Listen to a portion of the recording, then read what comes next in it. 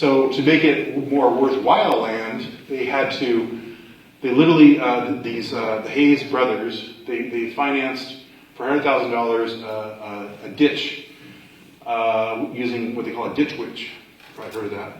And they dug a 6-mile trench that went to the Willamette River. And that became, it's called now LaBiche Creek, goes through Kaiser. And so, but they eventually, over a period of about a decade, they built enough grain fields to that ditch that they were able to make this lake drain off. So it didn't any longer create a lake. Any kind of a freshet that happened would automatically just drain out to the Willamette. So they made, their investment in the land here that became super valuable. They had bought it low. They did that project. They sold it high, super high. And the land was the best soil.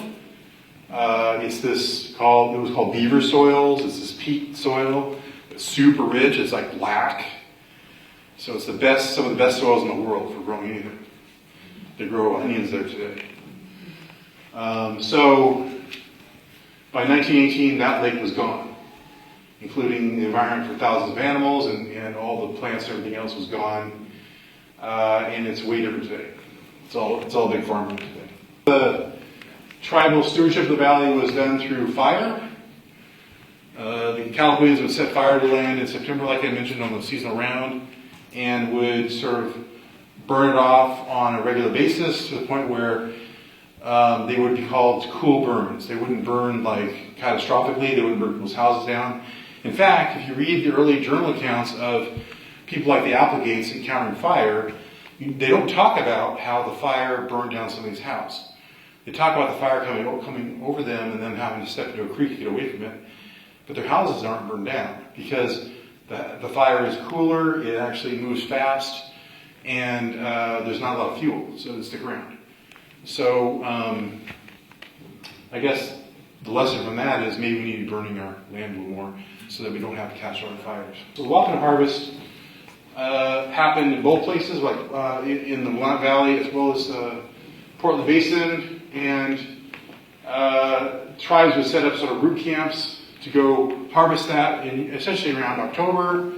And the Californians had a lot because they've got Lake LaBiche. Wapato grows on the bottom of these wetlands, and this is kind of an older crop, and so you're going to have really healthy looking bulbs. And so people would harvest these, and they loved them. They call them actually Indian potatoes. Settlers liked them too. And they used that as a replacement for potatoes until they began growing their actual potatoes.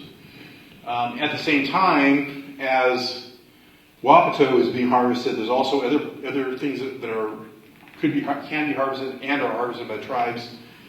First is sturgeon. Sturgeon seems like the same environment as Wapato. For whatever reason, they're sitting around the bottom of these Wapato ponds, and they would fish for that in the wintertime. And then in around February to March, we'd see runs of smelt come in the Sandy and countless other small rivers with sandy bottoms. So here is that what we call the Wapato Valley, now Portland Basin, looked like. This is a Lewis and Clark map. We see the Cascade Rapids up there, and we see their village down here. This is their village. So they're transporting their stuff all the way from way upriver down to here, setting up their village here, and then transporting it all back again. And here's are all the places you'd see Wapato. All these places where you see like swales and swampy areas. And for whatever reason, the Portland Basin had the best environment for that. It doesn't grow as well upriver in the eastern Oregon area. And so we had this like amazing, just the right temperature, just the right soil, just the right water in the Portland Basin down, at least about into Salem, at least. I haven't found large crops beyond Salem. Those Wapato canoes, actually drawn by Lewis and Clark into their journal. And then we have like a little more closer image of Blue Lake here. Blue Lake was actually two lakes with this thin land in between.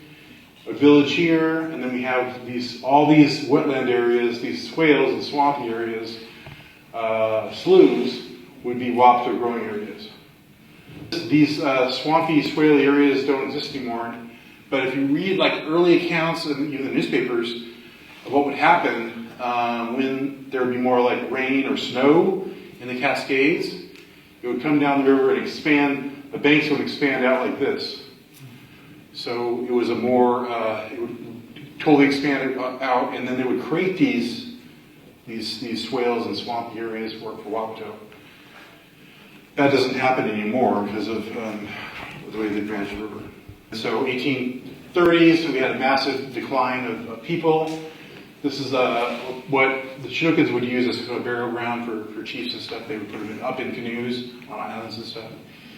And so we saw. So the other part of that is once you see a huge diet of people and they're sort of constriction down to a smaller number of villages, like I said, where there was 10 villages, there'd be one left.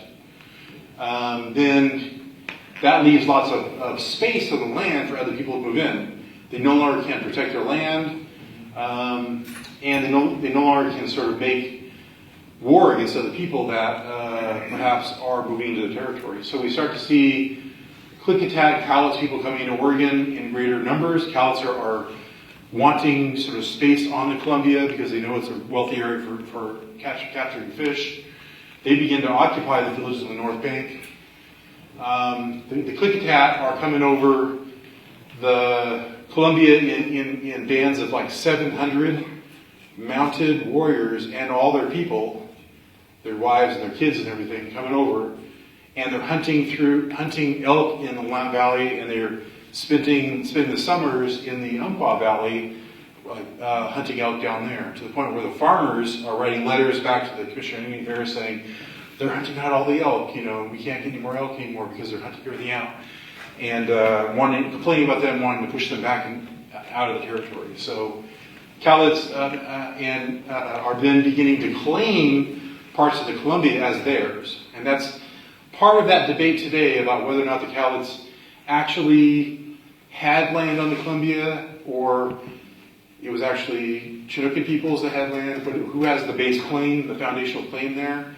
And that's why there was so much division and so much politics around where the Cowlitz put their casino up there in Washington State, pretty close to Portland, because they were opting to adopt this position that they were people of the Columbia, and they only became people of the Columbia after there was a huge die-off by disease of a bunch of Chinookan people, meaning they could not protect their land anymore from other people.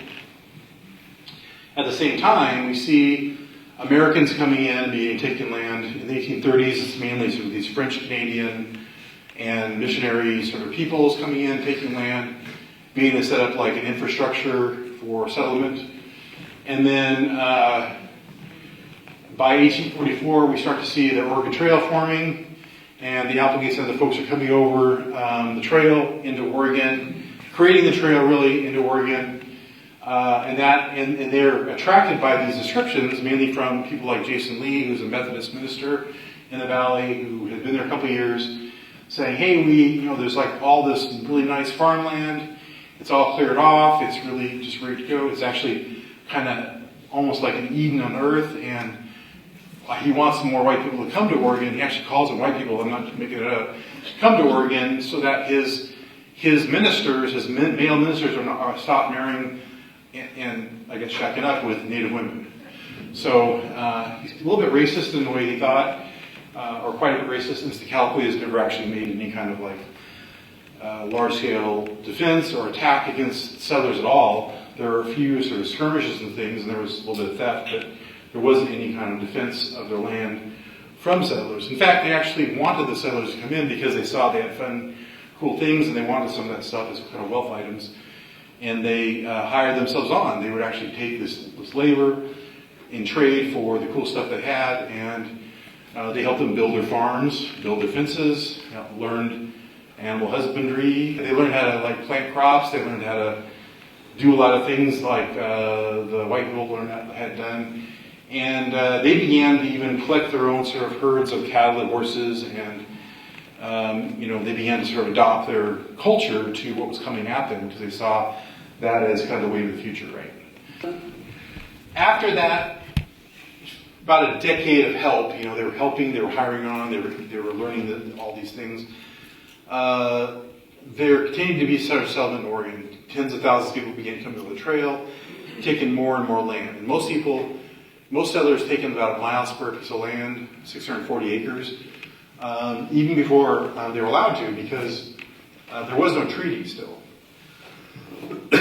We don't talk about treaties until 1851. Those treaties are not ratified. So the next treaty to be ratified for the Willamette Valley, which was widely settled, completely settled by the 1850s, is 1855. So literally, all those settlers are coming in and taking all the land well before they have a right to do so. They're literally squatting on tribal land. The tribal people began being crowded out because there's less of them. There was very few of them. There's only a few hundred of them. I think there's 600 Californians left in the 1850s. They are kind of allowed to stay on some of their villages on lands where settlers already have land, even though they claim land on top, sort of overarching over the tribal villages, mainly because they do represent kind of a labor force, kind of a cheap labor force. You can actually hire them for very little to do a lot of work for whatever trinket you want to give them, and that was very acceptable to them. And so, but as we got more into the 1850s, more people arrived. Then they could start. Then the settlers could start hiring more sort of skilled labor. They stopped hiring them and then the farms had already been built. Once you have your farm built, you have your fence up, you have a system in place. You don't necessarily have to hire a bunch of laborers anymore to help build your farm. They began starving. It was really hard to gather food, really hard to go hunting because farmers were good hunters as well. The fish were kind of going away. Things like fishing wheels came into place, and so the fishing stocks began to be affected, and tribes were being pushed to the periphery of all these things. In Oregon City, tribes were pushed up onto the escarpment above the downtown city, and they were actually living in the hillside, in some accounts, because they're not allowed to live in the white town. So they were pushed out of their own town by a settlement in the town. And that's the same story in many of what I can tell, all of the major cities in the valley: Salem, Eugene, Portland, many on the Columbia, like Hood River, things on the coast like Tillamook. All the tribes that had originally been in those places were pushed to the periphery into usually another small town they called either an Indian town or a squaw town or something like that. And they were allowed to sort of stay there because they were useful as sort of menial laborers in town. They could pick up trash or whatever. I mean, catch dogs, I don't know. They could do just menial labor, bring firewood, clean things, do some cooking. So they were allowed to stick around because they were pretty cheap labor. The other folks that were not hired, like the Middle Valley, they became kind of nuisances because when they would go to the farmers and ask for like food, they would be denied, and so they began to have to steal to survive. So they were called vagrants and nuisances in newspapers and accounts and reports and things. And they were asking usually the settlers were asking the Commissioner of Indian Affairs to sort of remove them. And if they didn't remove them, they would exterminate them. There were actually lots of letters in local newspapers that, one of the solutions was exterminating all the tribes in the area because they were a nuisance. The Commissioner of Indian Affairs wasn't willing to go that far, so they instead created reservations outside of lands that the farmers wanted, in places where there was like poor soils or poor water sources or sort of remote places where they could put reservations that would be accessible to the tribes. And that's what they did. They created first the Coast Reservation on the coast, and then Grand Ronde. And the Warm Springs Reservation is placed where it is because there's almost no water there. It's like really bad water. The soil is very bad for farming. You have some forest there, that's about it. So there was no settlements in that valley for the Warm Springs before it was made into a reservation. And they knew it. And that's why even today, the Warm Springs are having a problem with water. They're having to have water trucked in all the time. They're having all kinds of problems with blooms in the water and stuff. It's because it's not enough. There was a late in 1855, like literally December 21 of 55, the Southern Malala Treaty too was formed. What happened was the Indian Commissioner of Affairs then, after the treaties were finished, began the process of removing reservations. In 1855, there were a number of wars happening. There were wars happening in the South. There were wars happening, like what's called the Yakima War in the North, which included Walla Walla area. And because of that, there were a lot of cries again for extermination of tribes. And so Palmer got together with, General Wool who was commander of the Pacific, who was the hero of the United States, who took over Mexico City and took California from Mexico. Did some investigation and figured out that all of the problems with the wars were really caused by the volunteer militias that were assigned by Governor Curry to sort of repress or suppress Native people. And he was actually sending his militia down to southern Oregon to the Walla Walla area, and they were actually attacking Native villages for really no cause and then wiping out like whole populations of people. So there's a number of sort of exterminations that happened down there. So Palmer got together with Wool, and they decided to move people to the reservations really fast to protect them from more attacks by settlers and militia. And so the first removal was the Umpqua people to Grand Ronde. They had to create Grand Ronde very late, like November 55 into December. And they literally would go out to Grand Ronde rather than the coast, because there's a trail there. There are already trails set up. There's always some farms put in place. They were able to buy off the farms from the farmers, because the farmers probably discovered the clay fields. And the coast reservation was just not ready to go. It was a giant 100-mile long reservation, but there's nothing there. There's no like infrastructure at all. There's no roads. So they had to pick a place where they could actually manage some 2,500 people relatively easily, and they picked Grand Ronde. So Umpqua people were moved there first. They were there by February. Rover people were there from Table Rock Reserve were there by March. The Calaquias, Chinooks, Malala people were all moved there by April. Well, so the purpose of the United States for making treaties is to get the land title from tribes. I don't know if you guys have heard of the papal bulls. So from the 14th century, 13th century, there were several bulls put out by the Pope, and they tried to sort of manage colonization of the world by European powers. And basically, several popes said that, these are people, indigenous people are people, and so they have to be given some rights, even though they're not Christians, they're people. And so you have to respect them, and the first European Christian power that plants its flag has the first right to treat with the indigenous peoples. And so that's what that is. So then there's two ways of getting land from tribes at that point. You can either conquest them, or you can buy it from them, and the treaty is a purchase.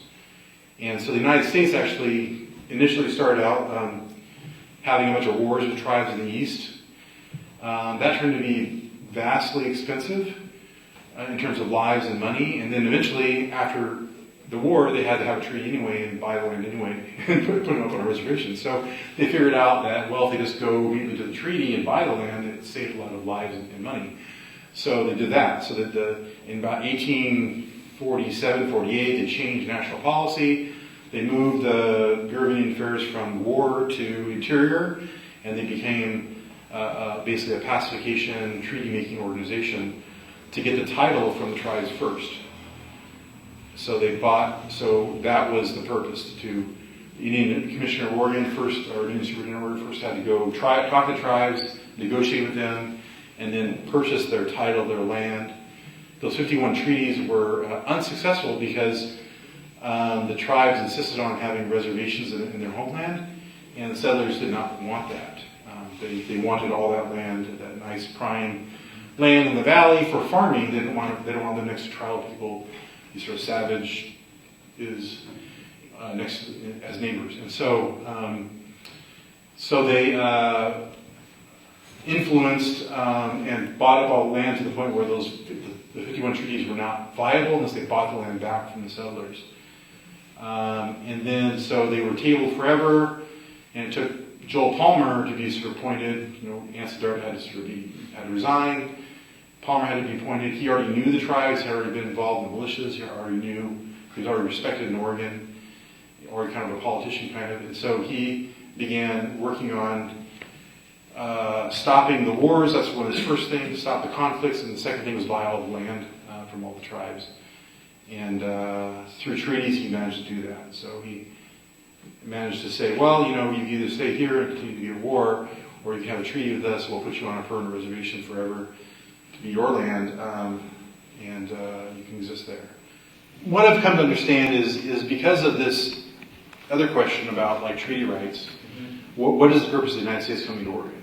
What is the purpose of the Indian affairs? Why treaties? The main and only purpose was to get the title away from the tribes.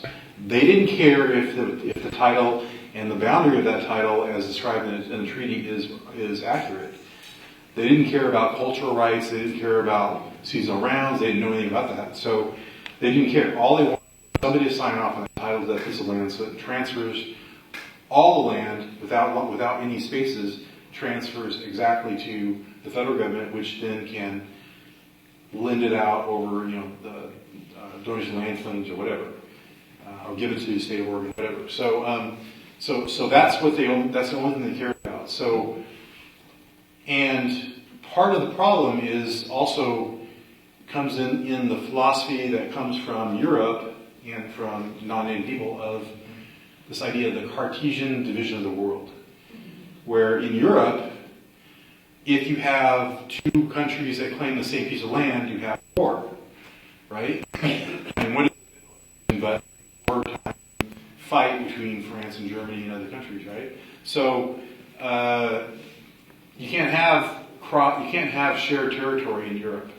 So those people came here, and they imposed that same value system on the United States and all the tribes. So when you see a lot of these sort of tribal territory maps, and even the way that treaties are written, you don't see any kind of a notion of shared or common territories. It's all like, we have this line, and that's our line, that's our treaty line. And that's because of that system in place. And the problem today is reservations they have to look at their treaties as their sort of foundational documents. And so they're forced to adopt this sort of Cartesian way of thinking about the land. And so that causes a lot of fights. We're seeing legal fights, political fights over casino territories, fishing territories. And it doesn't need to happen. If tribes just adopt wholly, if all the tribes adopt this idea of common territory, then there would be less money spent on political and legal problems. The problem with that is the federal government doesn't understand what to do with that. So once the tribes got to the reservation, they were promised a lot of things in treaties. Many of those things that were promised were actually part of the assimilation policy of the United States. Things like schools, adults had to become farmers, had to get land, and the placing of missionaries upon the reservation too was not in the treaty, but they did it. The federal government actually assigned different churches to each reservation. And so missionaries come on the reservation. So that was the sort of what they call three legs of assimilation. This idea of the adults had to become farmers or doing something useful and get away from their savage ways. And then the kids had to get education, had to go into sort of boarding schools eventually and become educated in sort of non-native language and ways of being. And then they all had to be exposed to missionaries to Christianity and become Christians. And it's through those three things that they're supposed to become civilized. There was some attempts in the 20th century of giving more sort of resources and self-sufficiency. This rehabilitation program. They got a few more houses. They got canneries at the reservation, but that never really sort of sustained itself. It was all kind of done by the 1950s.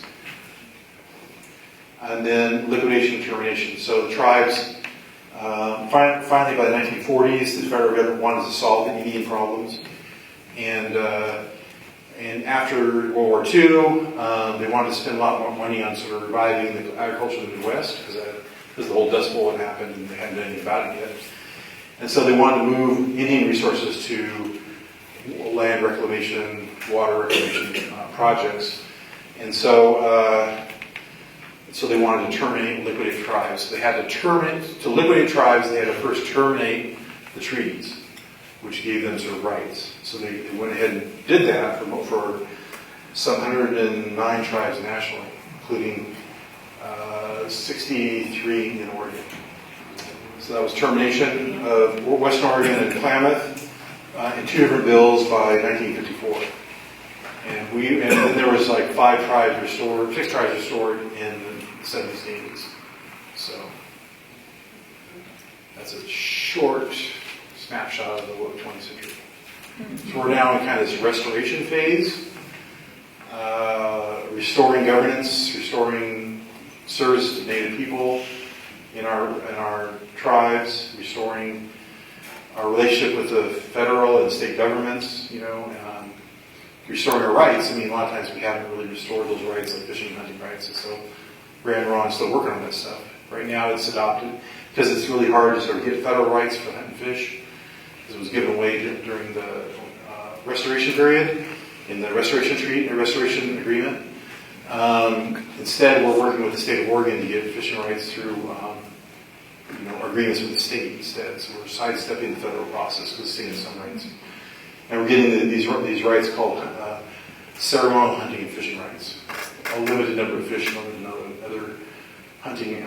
And then the tribe literally had to buy back parts of Willamette Falls, the Blue Heron site, in order to get actual access to the falls, because other tribes had a lot of influence over PG&E and were not allowing them to access the property through the PG&E property anymore.